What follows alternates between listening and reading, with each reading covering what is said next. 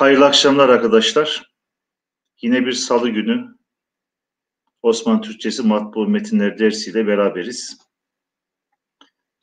Bu hafta yine farklı bir hat ile farklı bir kitap okuyalım diye düşündük. Onun için Leyla Hanım 18. yüzyılda 18. yüzyılın sonu 19. yüzyılda yaşamış. Leyla Hanım adlı ender kadın şairlerimizden, divan şairlerimizden birisinin divanını okuyacağız. Yani divan şiiri denilince veya divan şairi denilince genelde erkek şairler akla geliyor. Fakat şairelerimiz de var. Onlar içinde en meşhuru da Leyla Hanım. İnşallah Leyla Hanım'ın divanından mümkün olduğu kadar okuma yapacağız. Evet, İhsan Çağrıdüz selamünaleyküm hocam demiş. Aleykümselam. Giraytan selamünaleyküm hocam. Aleyküm selam. Evet Giray, bu akşam okumanı bekliyorum inşallah. Sadece seyirci olmanı istemiyorum. Az da olsa, bir dize de olsa inşallah okumaya gayret etmeni istiyoruz. Tabii hat talik olunca biraz bazen okumak zaman alabiliyor. Çünkü göz alışkanlığı, yani hat ne kadar kolay olursa olsun farklı bir hat olunca, farklı bir diyelim ki yazı karakterine, stiline sahip olunca gözün alışması belli bir zaman alıyor diyelim ve hemen Leyla Hanım divanından okumaya başlayalım. Evet.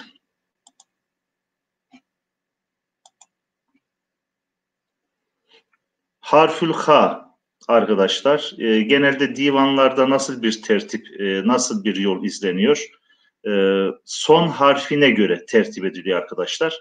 Elif, B, T, S alfabetik sıraya göre son harfine göre son harfi, son sesi ne ile bitiyorsa yani şiirler o şekilde tertip ediliyor. Yani harfül ha denilen kısımda şiirimizin sonu ha ile biten şiirler bu kısımda yer alıyorlar arkadaşlar.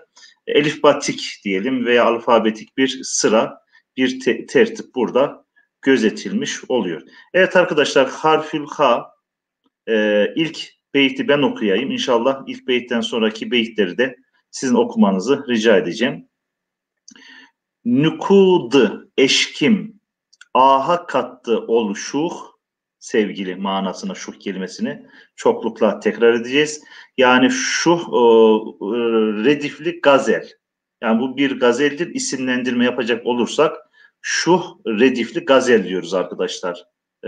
Bu gazele. Genelde divan şiirinde, eski şiirimizde şiirlerin isimleri olmuyor. Kendilerine has isimleri olmuyor. İsimlendirilirken ya gazelse gazel diye isimlendiriliyor veya hangi redif yapılmış ise hangi kelime ile, genellikle kelime redifi yani ek şeklindeki rediften daha fazla kullanılıyor.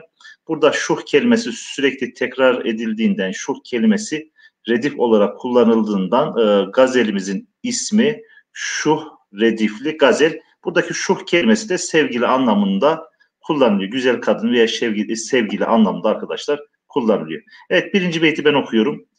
Nükudu eşkim aha kattı oluşu, metaı gönlüm aldı sattı oluşu. Metaı gönlüm aldı sattı oluşu diyor. Birinci beyti okuyor.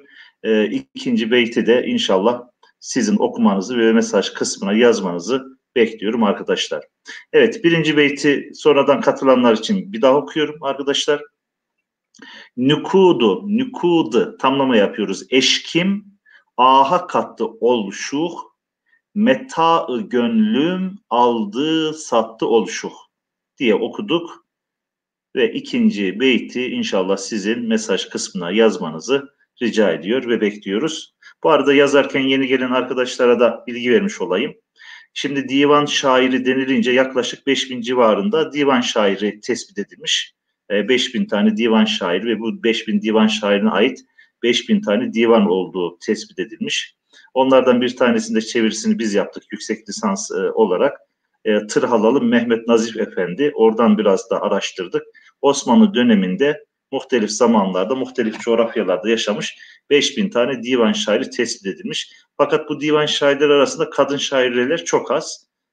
Benim bildiğim bir Şerife Hanım var. Şeref Hanım diyorum. Şeref Hanım, bir de Leyla Hanım. Yani en meşhuru, en bilineni, benim de bildiğim. Onun dışındaki yani şaireler hakkında çok bir bilgim yok. Fakat en meşhuru Şeref Hanım arkadaşlar. Şeref Hanım diyorum, kusura bakmayın. Leyla Hanım. Leyla Hanım divanından inşallah bir gün okuma yapacağız. Birinci beyti ben okudum. Evet, ikinci beyti de sizin çevirip mesaj kısmına yazmanızı rica ediyoruz arkadaşlar. Sonradan katılanlar için birinci beyti ben yeniden bir defa da okuyorum. Nükudı eşkim aha kattı olşuh, meta-ı gönlüm aldı sattı olşuh. Evet, gözyaşlarımı diyor aha kattı, yani gözyaşlarımla ahımı birleştirdi. O güzel, o sevgiliden dolayı gözyaşlarını döktüm. Ahım ile birleşti ve döküldü. Ve bir meta gibi diyor, benim gönlümü aldı sattı o sevgili, o şu, o güzel manasına gelen birinci beyti ben okumuş oldum. İkinci beytin de çevirisini arkadaşlar sizden bekliyorum. Buyurun. Evet, İhsan Çağrı-Düz. Evet, okudu. Birinci dizeyi okudu. İkinci dizeyi bekliyoruz. Diğer arkadaşlardan da inşallah.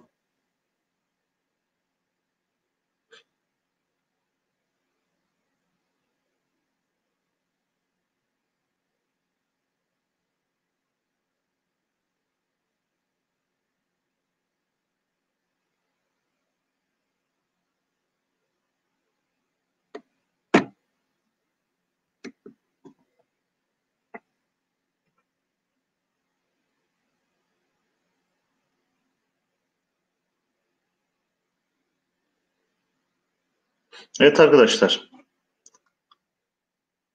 Zor gibi mi? Onun için mi biraz akış durdu gibi geldi? O zaman 2'yi de ben okuyayım inşallah. 3'ü, evet, rakibin yine. Evet, rakibin yine zaten İhsan Çağrı Düz yazmıştı. Rakip kelimesinden sonra gelen kelime yine.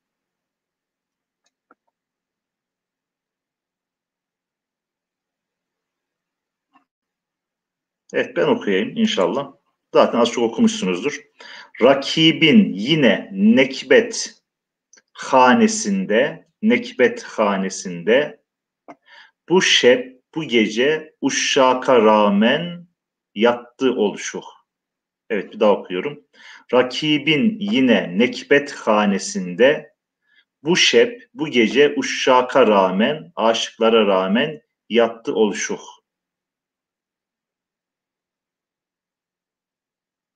Evet, yine bakalım, mesaj kısmında bazı mesajlar geç geliyor arkadaşlar.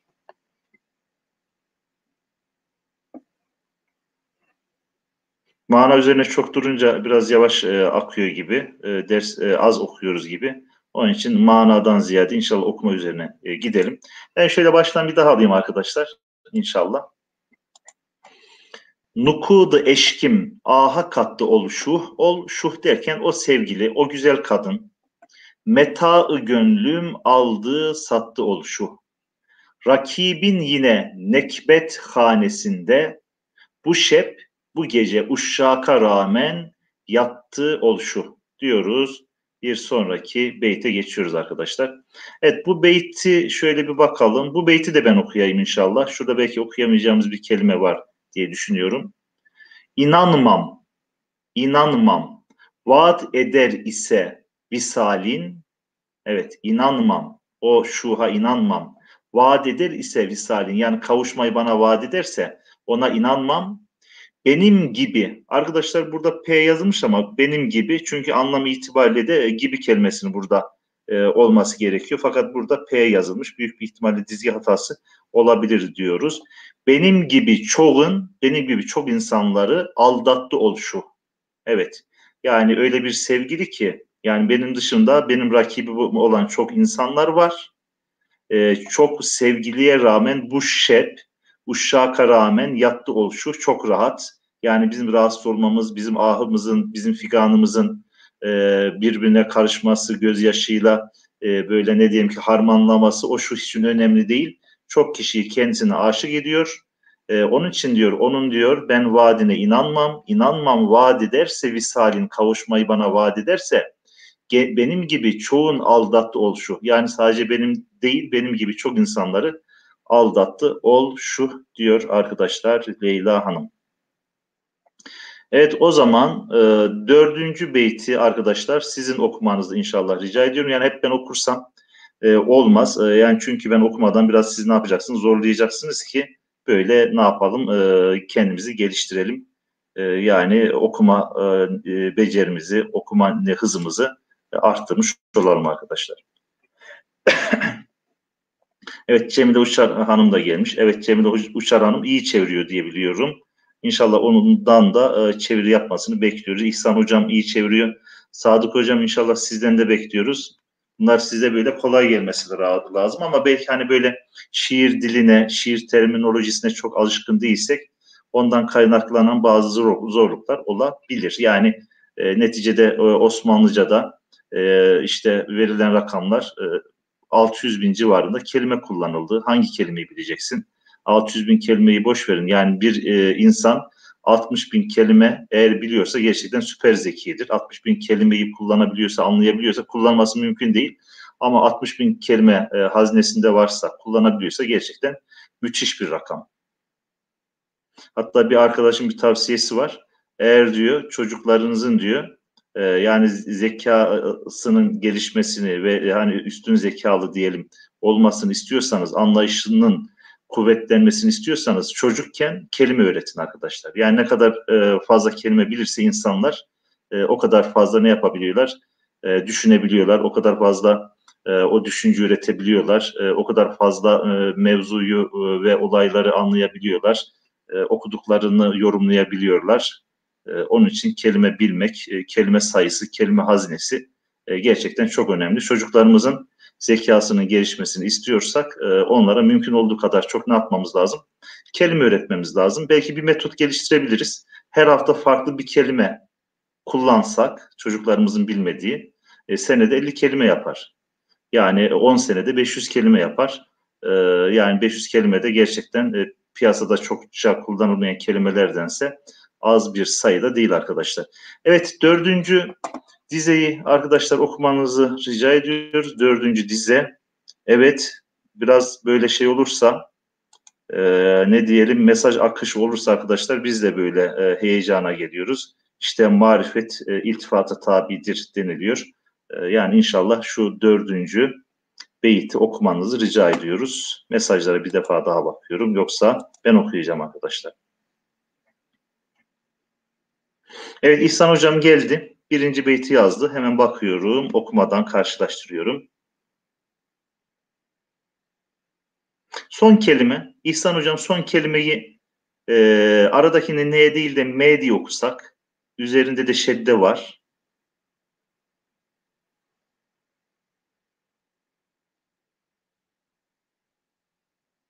Evet. Şimdi İhsan Hocam güzel çevirdi. İhsan Hocam gerçekten güzel. Diğer derslerini de hatırlıyorum. Yalnız sadece birinci mısranın sonunda evet gayet güzel oldu. Evet mail adresim ismiyle katılan arkadaşımız da yazdı. Evet gün batımı katıldı. Arkadaşlar böyle mesaj aksın. Yani aktığı zaman böyle karşılıklı iletişim olduğu zaman yani alışmışız yani öğretmeniz ya. Yani illa ders anlatırken böyle öğrencilerimizle, tabii okulda öğrencisiniz, size burada öğrenci diyemiyoruz, ders arkadaşımız diyoruz size. Yani böyle karşılıklı şey olduğu zaman, irtibat, iletişim olduğu zaman daha böyle güzel oluyor. Evet, gayet güzel. Hemen okuyoruz. Şöyle sayfayı ben değiştiriyorum. Evet. Biz oynattık bu şep. Ol şuhu ama biz oynattık. Bu şep ol şuhu ama bizi de haylice oynattı ol şu. Aldatma manasını. Oynatmak burada aldatmak manasına. Biz oynattık bu şep ol şuhu ama bizi de haylice oynattı ol şu. O güzel. Biz onu oynattık. O da bizi bu gece oynattı diyor arkadaşlar. Evet bir sonraki dizeye bakıyoruz. Yine ben okuyayım ama arkadaşlar şöyle sizin okumanız için de biraz zaman tanıyayım inşallah.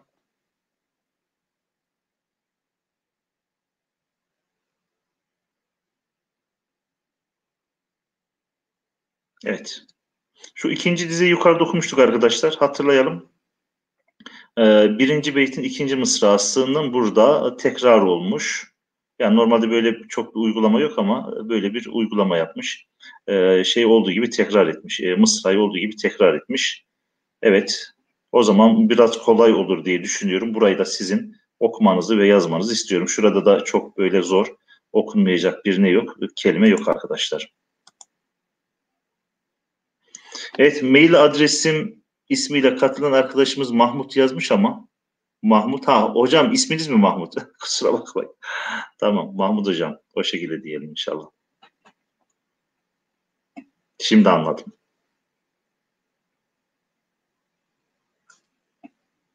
Tamam.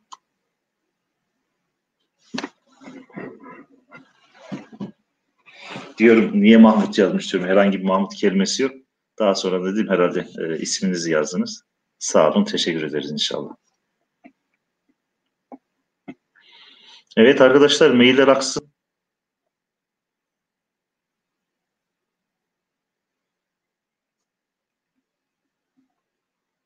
Okuduğunuzu varsayıyoruz arkadaşlar, hemen geçiyoruz.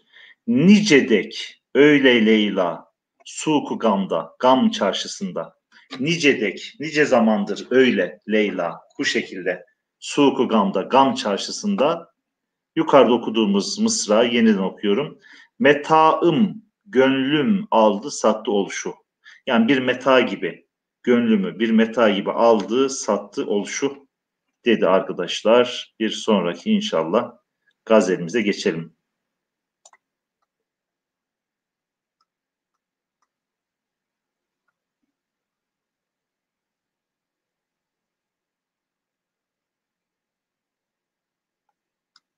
Evet, bunun dili de zor değil arkadaşlar. Hemen bakalım.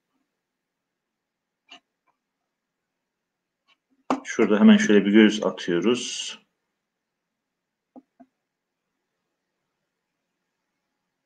Evet, kolay okunabilir.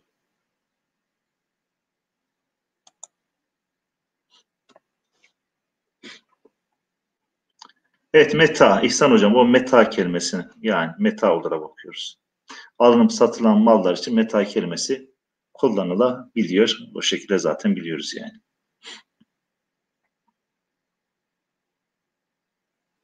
Bir önceki derste böyle şey fazlaydı. Yani çeviri ve mesaj kısmında böyle iletişim fazlaydı ama bugün acaba harfler mi net algılanmıyor? Çünkü çok eski bir baskı. Biraz önce son sayfaya baktım. Evet Cemile Hanım, güzel okudunuz. Evet, gayet güzel. Yani mesajlar gelmeye başladı. 1267 yılında basılmış arkadaşlar. Bayağı bir eski baskı. 1267 yaklaşık ne yapar? 170 sene falan yapar. 170 sene, yani 1850'lerde basılmış. 1850'lerde 6-7 sene önce bir baskısı daha yapıldı diyor. Yani bunu yayına hazırlayan kişi. Fakat diyor o zaman daha hayattaydı. Daha sonra yazmış olduğu bazı gazeller ve kasideler vardı. Onu da ekleyerek yeniden bastım diyor. Yani 1267 yılında bu kitap basılıyor. Fakat daha hayattayken 18. yüzyılın demek ki 19. yüzyıl, 18 değil 1850'ler geliyor. 19. yüzyılın ilk yarısında Leyla Hanım hayatta. Yani çok eski bir tarih değil. 1850'lerde vefat ediyor. Hatta 10 sene önce diyor baskısı yapıldı. 1840'larda baskısı yapılmış fakat eksik hayattayken sonradan yazmış olduğu bazı metinler, yani şiirler, gazeller, kasideler var. Onları diyor ekleyerek yeniden bastık diyor yayın evi. O şekilde bir not düşmüş. Evet arkadaşlar, dizgiden dolayı aslında çok bir sıkıntı yok. İmla hatası olarak pek bir şey görmüyorum. Yani imlada gerçekten çok iyiler. Yani imla hatası çok bulunmuyor ama böyle yani baskı kalitesiyle alakalı bir sıkıntı olabilir. Çünkü bayağı bir eski. Evet, birinci beyti ben okuyayım. Siz okudunuz zaten. Birinci beyt. Aklım yine yağmaladı. Ol şuhu perizat. Evet, o peri gibi güzel olan o şu aklımı yağmaladı. Bir daha okuyorum. Aklım yine yağmaladı. Ol şuhu perizat. Gittikçe bana etmededir zulmünü müzdat, ziyadeleştirmektedir. Gitgide bana yapmış olduğu zulmü de arttırmaktadır diyor. Aklım yine yağmaladı oluşuhu perizat, gittikçe bana etmededir zulmünü müzdat diyoruz. Arkadaşlar ikinci beyte bakıyoruz.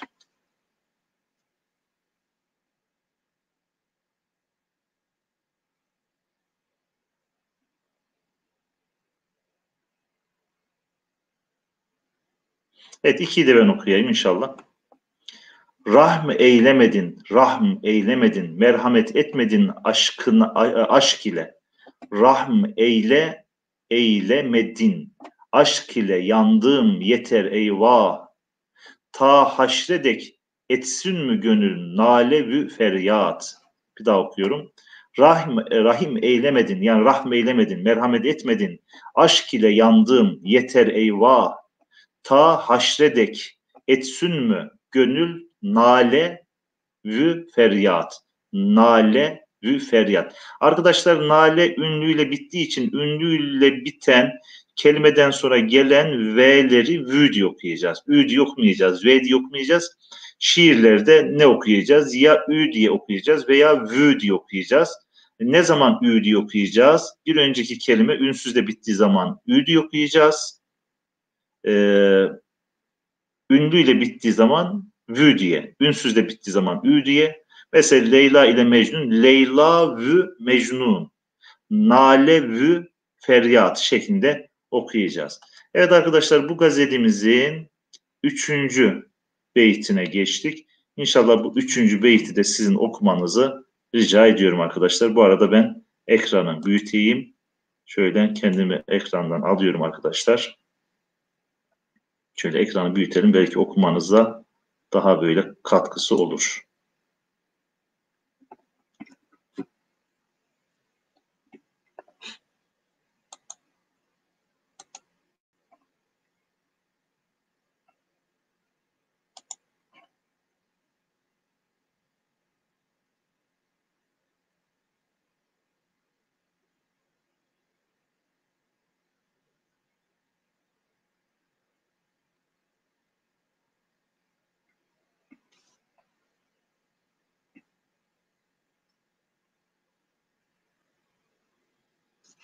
Evet arkadaşlar, dil öyle ağır değil. Şöyle hemen ben de sizden önce hemen 2 beyit okudum. Yani dil o kadar zor değil. Çok rahat çevirebiliriz diye düşünüyorum. Evet, şu 3. beyitteyiz. Hangi kelimeyle başlıyor? Birinci kelime fikir kelimesinin çoğulu arkadaşlar. Aslında böyle kelime kelime de gidebilir miyiz? Yani ama bazen diyelim beyit beyit dize dize gidelim. Bazı kelimelerin üzerine duralım. Fikir kelimesinin çoğulu.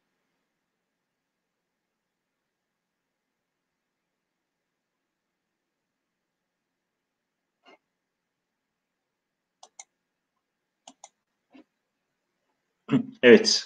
Mahmut Hocam efkar yazmış. Evet, güzel. Efkar kelimesinden sonraki kelimeyle efkar kelimesini Farsça tamlama yapacağız arkadaşlar. Yani yazıyorum, hemen bakın. Efkarı. Evet, efkarı kavuşmak manasına. Efkarı. Evet, vasıl kelimesiyle aynı kökten. Arkadaşlar sıla kelimesiyle, vuslat kelimesiyle aynı kökten bir kelime var. Efkarı yazıyorum. Visalinle. Efkarı visalinle. Yani sana kavuşma fikriyle. Evet, Mahmut Hocam yazdı. Efkarı visalinle. Evet, o şekilde devam ediyoruz. Okuduğunuzu varsayıyoruz arkadaşlar. Ben okuyorum. Efkarı visalinle, yani sana kavuşma fikriyle. Evet, şu arkadaşlar şu H harfi böyle virgül gibi aşağıya doğru iniyor. Kürsüsünden aşağıya doğru virgül gibi iniyor. Hemen bakayım, o kelimeyi okuyan kim var? Evet, visal kelimesinden sonra H var. H biraz böyle virgül gibi aşağı doğru sarkan. Evet, Mahmut Hocam yazmış. Helak yazmışsınız. Evet, gayet güzel. Evet, efkar visalinle helak oldum efendim. Evet, efkar visalinle helak oldum efendim. Evet, şu İki türlü okunabilir. Gel okunabilir. Kel okunabilir. Hatta Farsçadan geçen gül kelimesi şeklinde okunabilir. Gel, sine-i mecruhumu, yaralı gönlümü, sine gönül. Zaten sine kelimesi kullanılıyor. Gel sine-i mecruhumu, yaralı kalbimi, kıl vaslınla abad. Evet, yaralı kalbimi, gönlümü bana vasıl olarak benim yanıma gelerek mutlu et, mamur et manasına. Evet, vaslını abat kıl diyor. Bana gelerek yaralı gönlümü ne yapabilirsin? İyileştirebilirsin diyor arkadaşlar. Evet, dördüncü beyte geçtik arkadaşlar. Dördüncü beyti de ben okuyorum. Beşinci beyti sizin okumanızı rica edeceğim. Güş itmedin, yani duymadın, kulak vermedin. Efsani aşkım benim asla. Bir daha okuyayım, yanlış okumuş olmayayım, siz de kontrol edin. Güş itmedin, kulak vermedin, duymadın. Efsani aşkım benim asla. Yani bir efsane haline gelen aşkıma kesinlikle kulak vermedin. Efsaneye aşkıma, benim efsaneye aşkıma kulak vermedin, güş etmedin. Beni dinlemedin. Bir kerrecik ey ruhu revan, eylemedin yat. Bir kerecik ey ruhu revan, yürüyen ruh, eylemedin yat. Yani benim diyor efsane halinde olan aşkımı yad etmedin, anmadın, söylemedin, kimseye aktarmadın, anlatmadın. Ama benim diyor bir efsane gibi sana olan neyim var? Bir sevgim var, bir aşkım var diyor Leyla Hanım. Evet. Arkadaşlar sondan bir önce.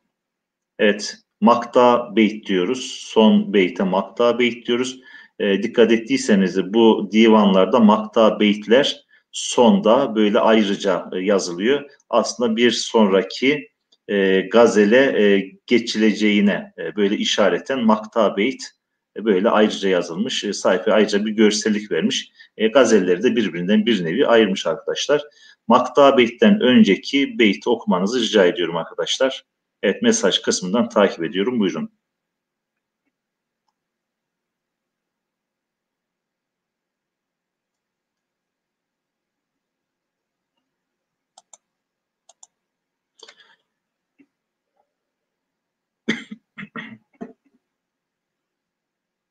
Evet, Cemile Hanım olsun, Mahmut Bey olsun. Hemen birinci mısrağı çevirdiler. Evet, gün batımı çevirdi ama bir önceki beyti çevirdi. Evet, gayet güzel. Bakalım efkar visalinle, orada tamlama yapalım. Efkar visalinle, evet hemen bakıyoruz.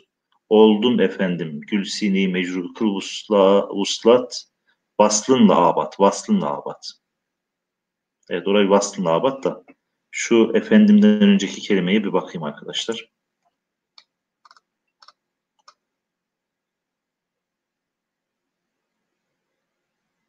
Helak oldum. Evet, orada orayı helak oldum diye okuyacağız. Şurayı. Efkar vaslında helak oldum efendim. Gel sini mecruhumu kıl vaslında abat. Evet, orayı sonradan yazmışsınız. Burayı da okuduk arkadaşlar. Şu beyti Leyla diye başlayan beyti okumanızı rica ediyoruz. Evet, gönderenler var zaten. Hemen bakalım. Evet, gün batımı helak kelimesini görmemiş olur yani. Yani problem yok. Biraz sanki gözler alıştı gibi. Yani mesajlar akıyor arkadaşlar. Güzel.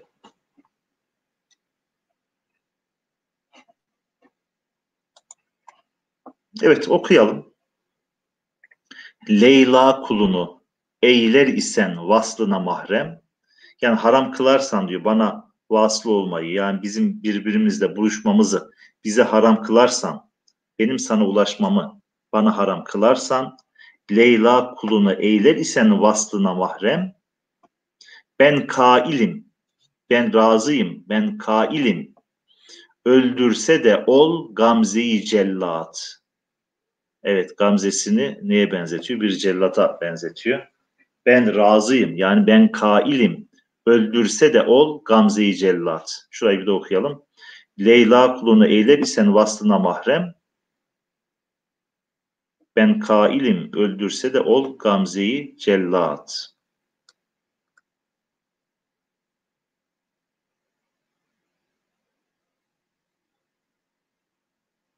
Evet arkadaşlar, Makta Beyt'e geçtik. Yani gazelin son beytine geçtik arkadaşlar. Daha herhalde bir gazel okumuşuz. Biraz yavaş mı gidiyoruz? İkinci gazeli mi geçtik? Herhalde ikinci gazeli geçtik arkadaşlar. Evet, ikinci gazel. Ben okumadan şöyle herkes bir dakika en azından şu beyte bir göz gezdirsin.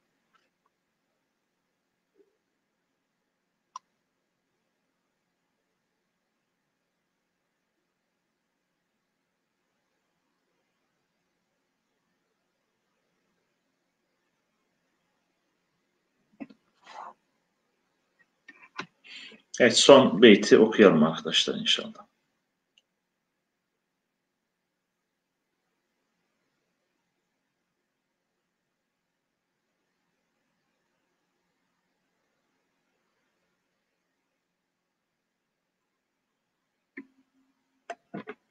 Evet, okuyorum arkadaşlar. Biz gayırların, yani senden başkaların, biz gayırların babına, yani kapısına baş eğdiğimiz yok. Biz gayırların babına, başkalarının, senden başkasının kapısına baş eğdiğimiz yok. Son dize. Evet arkadaşlar, munla veya mınla şeklinde eski telaffuzu, fakat Türkçedeki kullanımı molla diyoruz arkadaşlar. Molladan olur, olsa da bir kestere imdat. Evet, monla, munla, son telaffuzu molla. Molladan olur, olsa da bir kestere kimsesizlere imdat diyor arkadaşlar. Evet, başka bir gazete geçelim. Kitap ters gittiğinden dolayı yukarı doğru gideceğiz.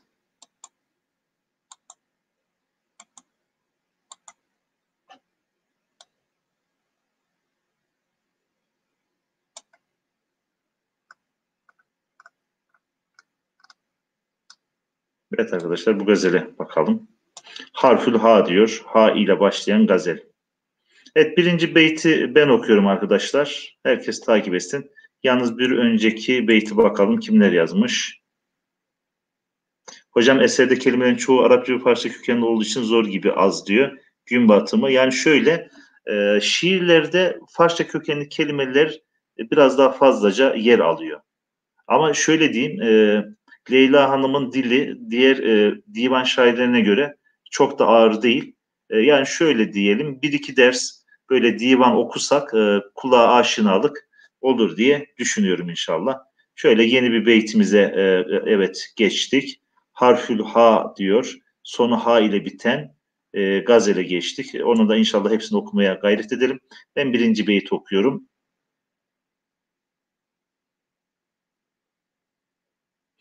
Halimi arz ideyim, halimi arz ideyim, ölmez isem yare sabah. Bulsun Allah için olsun buna bir çare sabah. Bir daha okuyorum. Halimi arz ideyim, ölmez isem yare sabah. Yani mesela burada şu anki dilimizde, Türkçemizde kullanmadığımız, anlamadığımız hiçbir kelime yok. Halimi arz edeyim, halimi sunayım, ne durumdayım? Ölmez isem yare sabah. Yani ölmez de sabaha ulaşırsam halimi sevdiğime ne yapayım? Arz edeyim. Bulsun Allah için olsun buna bir çare sabah. Yani benim derdime bir çare bulsun. Buna bir çare olsun inşallah manasında. Evet. İkinci beyt arkadaşlar. Sizin okumanızı rica ediyorum. Kısa bir beyitmiş. İnşallah yaklaşık 10 dakikamız var. Biraz zamanı tasarruf kullanırsak bu gazeli de bitiririz diye düşünüyorum. Zor değil, zor değil. Çok böyle tamlama da yok. Bunun bir dili biraz daha sade arkadaşlar. Şu ikinci beyti siz okuyun inşallah. Buyurun.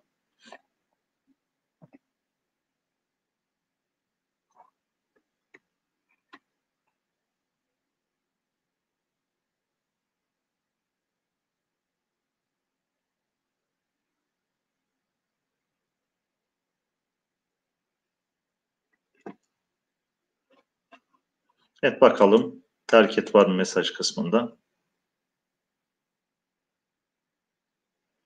Gamze'yi mücella değil de Gamze'yi cellat.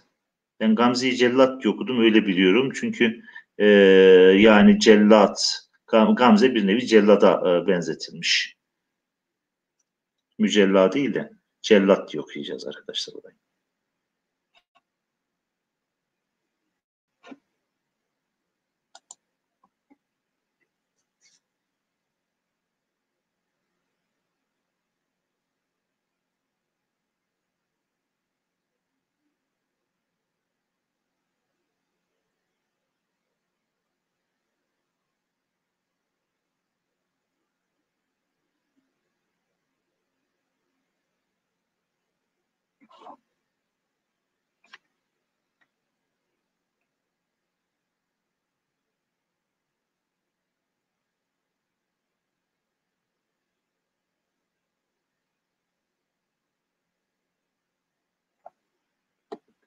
Evet arkadaşlar, hemen geçiyoruz. Zamanımız azaldı. Evet, tamam, İhsan Bey okumaya başlamış, Mahmut Bey okumaya başlamış, Cemile Hanım okumaya başlamış. Demek ki okunuyor, biraz da geç geliyor olabilir mesajlar. Ben onun için okuyorum, siz karşılaştırın. Düşerim payine, pay ayak demek. Düşerim payine, ayağına, ol şahı cihanın bu gece.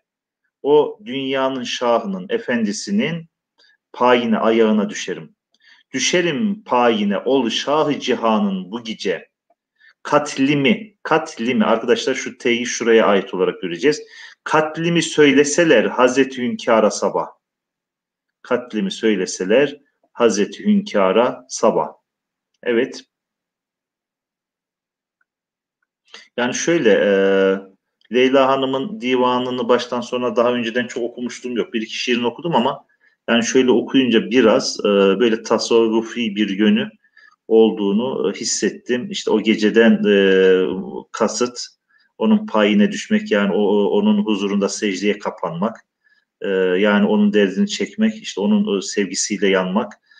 Yani çok da şey yapmadım. Yani Leyla Hanım'ın hangi tasavvuf ekolünden olduğunu olmadığını bilmiyorum ama yani biraz bakmak lazım, ama şiirden tasavvufi yönü olan, yani mecazi aşktan ziyade ilahi aşkı çağrıştırdığını böyle Gazel'in şu şeyi okurken arkadaşlar, Gazel okurken hissettim, hissediliyor yani o şekilde. Yani biraz divan şiiri öyledir. İlk baktığınızda sanki mecazi dünyevi aşkı ifade ediyor gibi.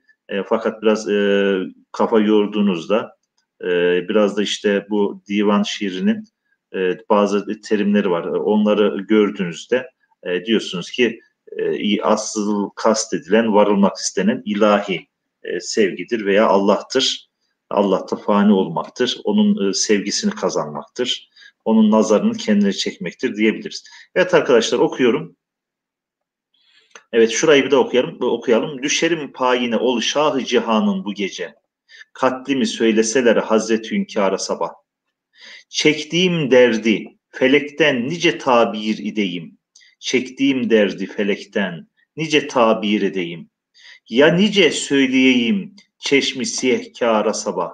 Ya nice söyleyeyim çeşmi siyehkâra.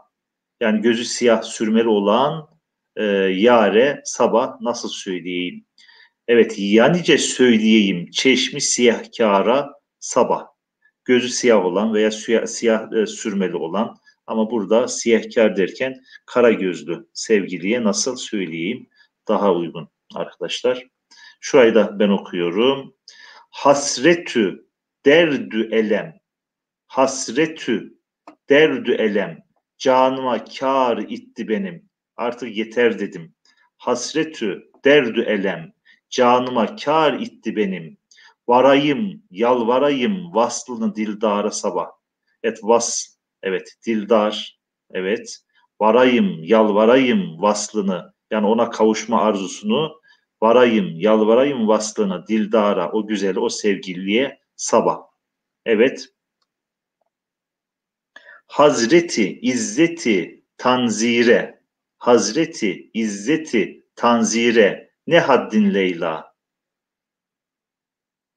Evet, burada herhalde büyük bir ihtimalle bir şairimiz daha var.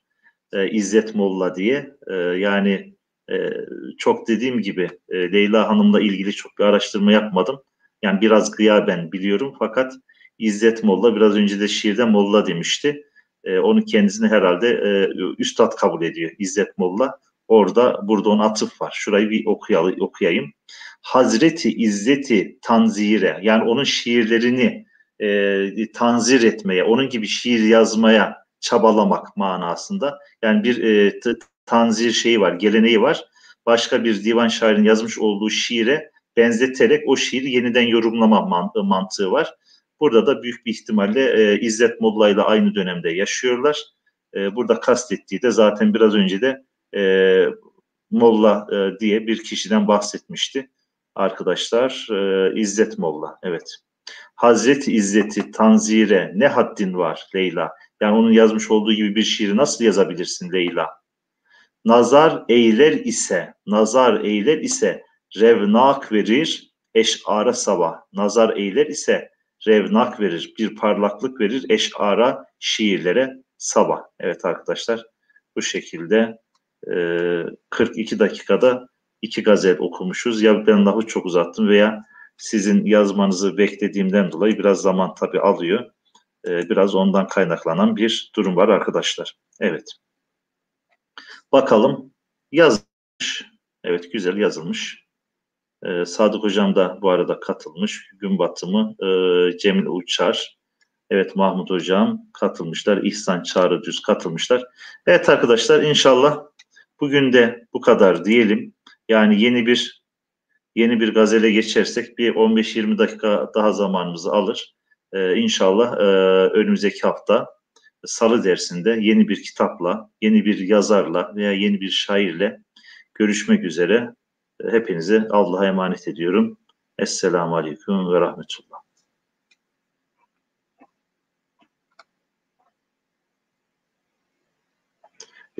Linke yükleniyor arkadaşlar. Yani sayfamızdan, YouTube sayfamızdan kitapları indirebilirsiniz. Yani ben yükleniyor diye biliyorum. Bazen geç kalabiliyor. Oralara dikkat ederseniz, bakarsanız kitapları da indirebilirsiniz. Okuyamadığımız kısımları kendiniz okumaya gayret edebilirsiniz diyoruz. Yeniden hayırlı akşamlarınız olsun diyoruz. Fi emanillah. Esselamu Aleyküm.